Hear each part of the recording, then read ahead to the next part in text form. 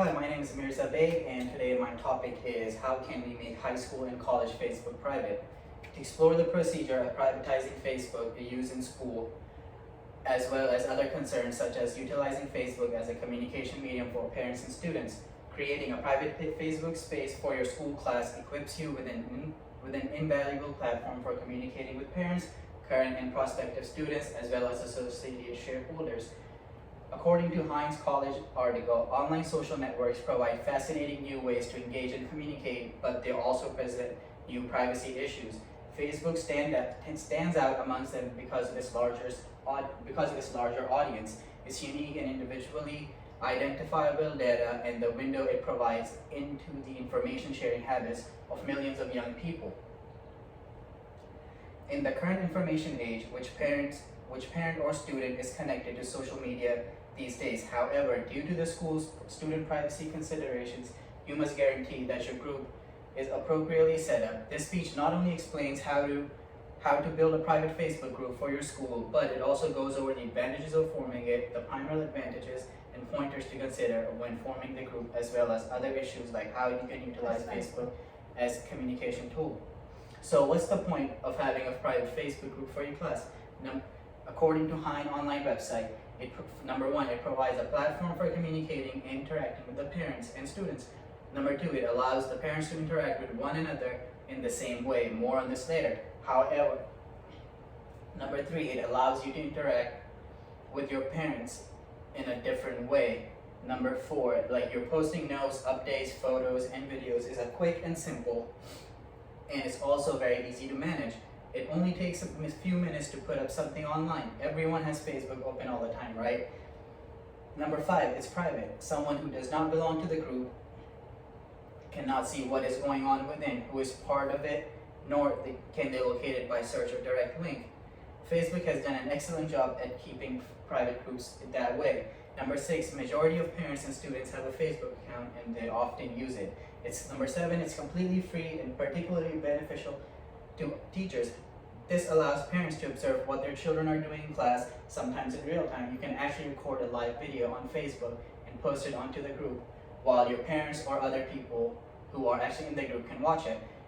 Number nine, it allows students to participate in class activities remotely, especially with the current pandemic, like I'm taking this class online. There are a few key issues to know and consider before we get into the finer details. Keeping in mind that we're building a group rather than a page. A page is public, it has no community or participation, and users aren't notified when an event occurs or added on it. A page is similar to a web page and is frequently used by companies, corporations, and organizations. It's possible that your school has a page as well. Most likely, pretty much every school these days has a page, Facebook page, or Instagram page, anything. While a page could exist in your classroom, it's unlikely due to the lack of privacy, which I would not recommend it. On the other hand, a group is built on the concept of personal community, and it may be kept secret among other things. It has more features and more engaged as a community, as you can see in this slideshow. Now that you know the difference between the two, what about privacy features? As you can see on your screen, according to Bloomberg, group privacy equates to secrecy and concealment. Over time, there have been several changes to Facebook's group privacy settings. There are only two options, public and private. You should always select private because a hide group option is also available, and you should select hidden so that only members can locate your group on Facebook. So do you have the consent from the parents before uploading any photos of students or engaging students in the group? It is important to seek out permission from their parents. Miro Studio blog states, despite the group being private, not every parent will accept them or their children to be a part of it.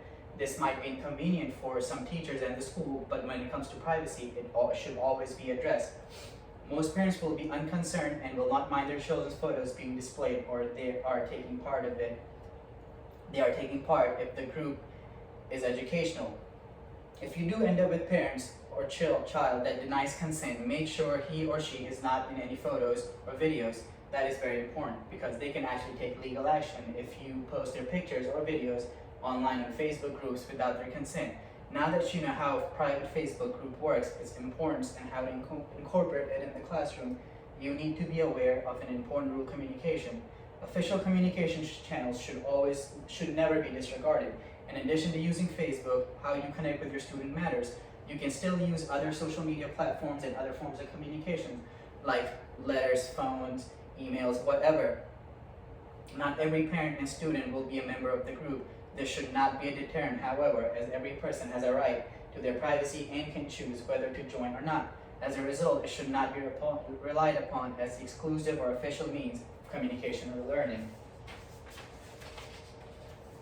In conclusion, Facebook is far too essential to be left out of your communication strategy. It's also simple to set up and maintain. It can be used for a variety of purposes, including social networking, school communication, instructional material distribution, which is school supplies and books, and more. According to Milo Studio blog, Facebook, like many other social media channels available to school communicators these days, is perfect for sending out administrative announcements like important days, school cancellations, and even lunch menus. Such a formidable tool must be controlled, especially if it provides sensitive information that is unique to the educational institution and its shareholders. It is therefore critical to consider safeguards to keep such information secure, particularly in light of the increased insecurity in the online space where incidents of online fraud, radicalization, cyberbullying, and identity thefts are all prevalent. Investing in a private Facebook page is less expensive and takes less time than other private channels of communication, and it can accommodate a large community, making it a realistic alternative for educators. However, rigorous moderation in its application is required, and clear criteria should be established to ensure that group members are aware of the group's objective and adhere to it in order to maintain a decorum. Thank you. That is all.